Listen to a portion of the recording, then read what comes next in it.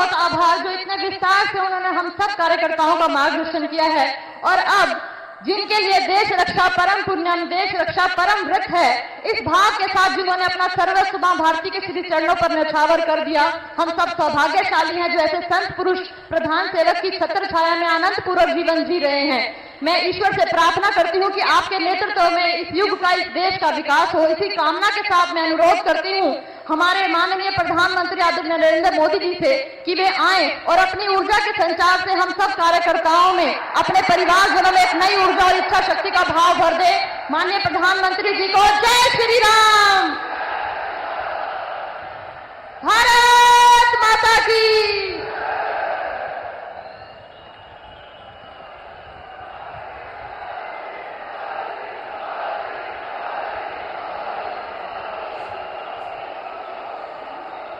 भारत माता की, भारत माता की। सबते पहलम ते सारे बुजुर्गाना, भाई बहना और नौजवान साथियों ने राम राम।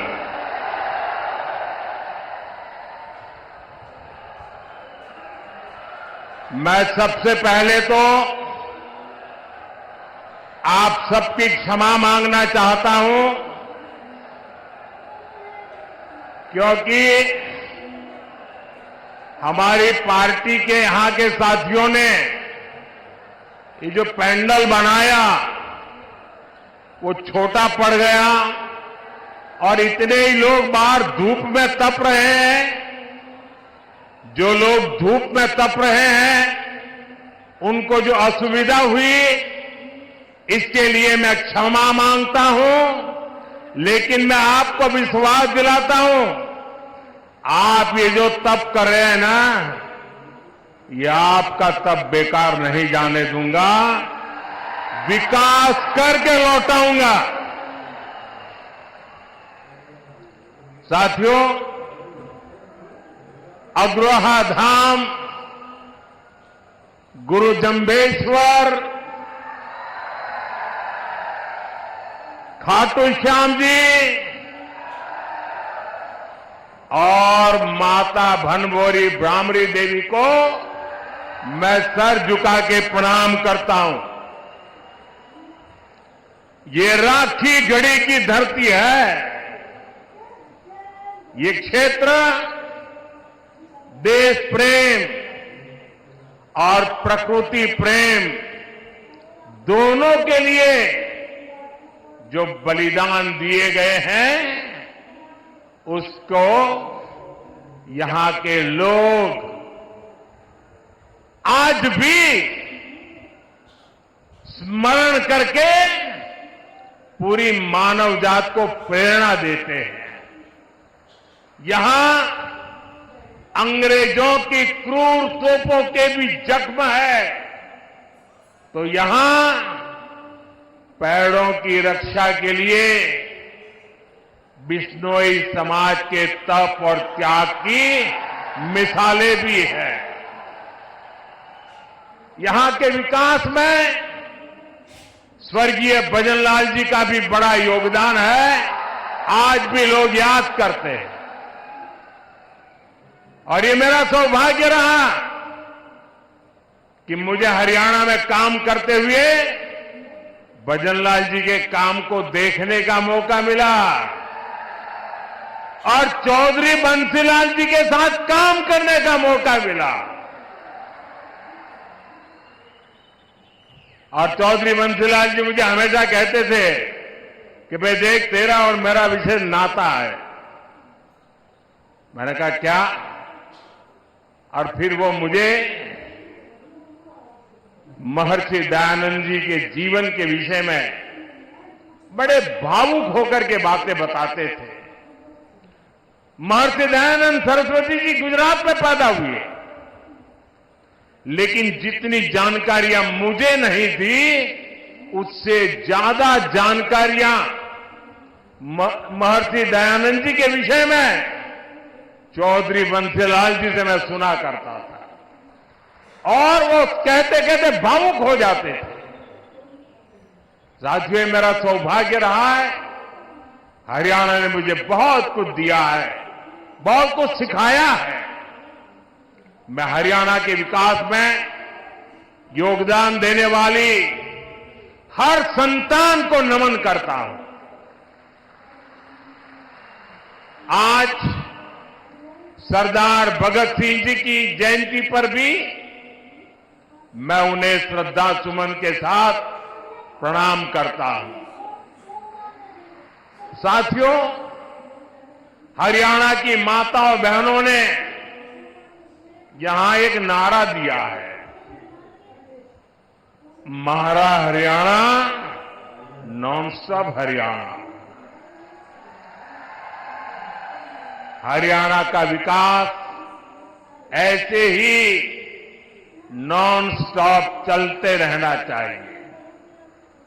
इसलिए हरियाणा तीसरी बार भाजपा को मौका देने का मन पक्का कर चुका है। चारों तरफ से रही है, भरोसा दिल से, भाजपा फिर से, भरोसा दिल से, भरोसा दिल से। साथियों, जैसे जैसे वोटिंग की तारीख नजदीक आ रही है, कांग्रेस पस्त पड़ती जा रही है। कांग्रेस के नेता अब कहने लगे हैं कि हरियाणा में भी वही हाल होगा जो कांग्रेस का मध्य प्रदेश में हुआ था। एमपी और राजस्थान में पिछले चुनाव में इन्होंने झूठ का गुब्बारा खूब फुलाया, लेकिन जनता ने वोट की चोट देकर के उस गब्बारे की हवा निकाल दी। अब हरियाणा में भी यही होने जा रहा है। साथियों, कांग्रेस का ये हाल इसलिए होता है क्योंकि कांग्रेस देश की सबसे धोखेबाज और बेईमान पार्टी है। आप पड़ोस में देख लीजिए, हिमाचल में क्या हाल करके रखा है। चुनाव के दौरान हिमाचल की जनता को इन्होंने क्या क्या झूठ बोला, आप कल्पना नहीं कर सकते।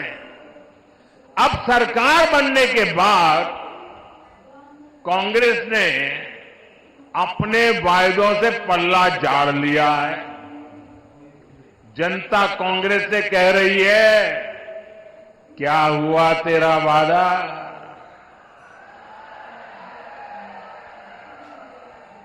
और कांग्रेस जनता से पूछ रही है, तुम कौन? दिल्ली के शाही परिवार ने झूठ बोलकर हिमाचल के लोगों को फंसा दिया।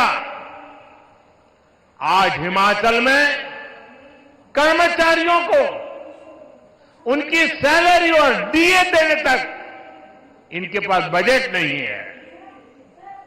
साथियों, जहां कांग्रेस होती है वहां कभी भी स्थिरता नहीं आ सकती। जो पार्टी अपने नेताओं के बीच एकता नहीं ला सकती, वो राज्य में स्थिरता कैसे लाएगी? आप देख रहे हैं कि कैसे यहां कांग्रेस में मुख्यमंत्री बनने के लिए मारामारी मची है। बापू भी दावेदार है और बेटा भी दावेदार है। और दोनों मिलकर बाकियों को निपटा देने लगे हैं। और ये सब देख करके हरियाणा के जागरूक नागरिक कांग्रेस को निपटाने में लग पड़े हैं। कुछ लोग ऐसे हैं जिन्होंने तन मन धन से दिल्ली के शाही परिवार की सेवा की है। अब वो भी पूछ रहे हैं कि उनसे क्या गलती हुई। यहां कांग्रेस का हर गुट, हर सीट पर एक दूसरे को पटखनी देने में ही लगा हुआ है। साथियों, इस गुटबाजी के बीच कांग्रेस में दलितों और पिछड़ों के लिए दरवाजे एकदम बंद है। कांग्रेस जानती है कि दलित उसको वोट नहीं देता, इसलिए वो पूरे दलित समाज से नफरत करती है। आप खुद देखिए, कांग्रेस के राज में गोहाना में दलितों पर अत्याचार हुआ, कांग्रेस चुप रही। कांग्रेस के राज में मिर्चपुर कांड हुआ, कांग्रेस चुप रही। कांग्रेस के राज में दलित बेटियों के साथ अत्याचार हुआ, अन्याय हुआ, कांग्रेस चुप रही। आज कांग्रेस का शाही परिवार कह रहा है कि दलितों और पिछड़ों का अमेरिका में जाकर के बोले वो दलितों पिछड़ों का आरक्षण खत्म कर देंगे। कांग्रेस ने दलितों पर जो अत्याचार किया है उसे दलित समाज कभी भी भूल नहीं सकता। इसलिए मैं हरियाणा में जहां भी गया, मैंने देखा कि कांग्रेस को कोई भी घुसने नहीं देता। साथियों, भाजपा सर्व समाज की भागीदारी सुनिश्चित कर रही है। हमारे मुख्यमंत्री सैनी जी सबको सांस लेकर आगे बढ़ रहे हैं। अब देखिए, हमारी सरकार ने हरियाणा के मुख्यमंत्री निवास का नाम कबीर कुटीर रखा है। यहां हिसार में ही दलित परिवारों में भी जो वंचित है उनके बच्चों के लिए बने कबीर छात्रावास का फंड भी भाजपा ने बढ़ाया।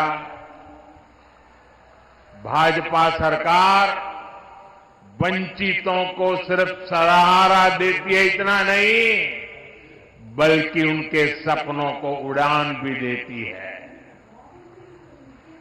साथियों, जिनको कोई नहीं पूछता, मोदी उनको पूजता है।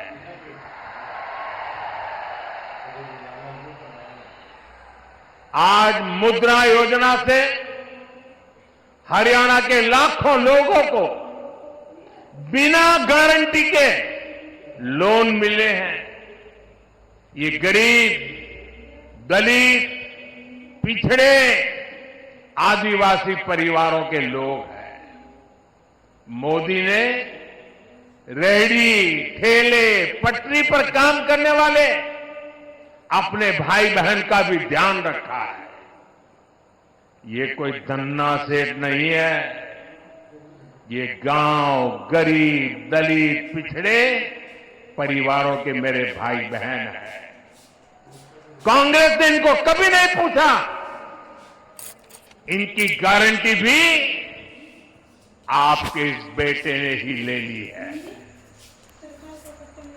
बैंक में अब उनको गारंटी नहीं देनी पड़ती, गारंटी मोदी देता है।